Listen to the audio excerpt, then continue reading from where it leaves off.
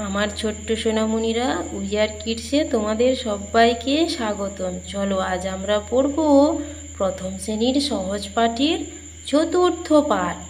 চলো শুরু করি। বিনি পিসি, বামি আর দিদি ওই দিকে আছে, ওই যে তিনজনে ঘাটে যায়। বামি ওই ঘটি নিয়ে যায়, সে মাটি দিয়ে নিজে ঘটি মাজে। রানী দিদি যায় না, রানী দিদি ঘরে, তার যে 3 দিন কাশি, তার কাছে আছে মা মাসি আর কিনি।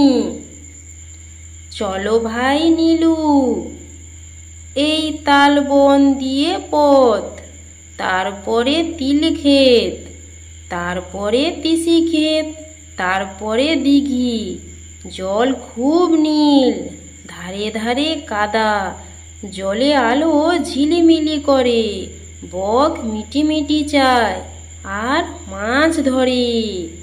দেখেছো বন্ধুরা, বিনি পিসি, বামি আর দিদি তারা কলসি করে কাখে নিয়ে তারা জল আনতে যাচ্ছে।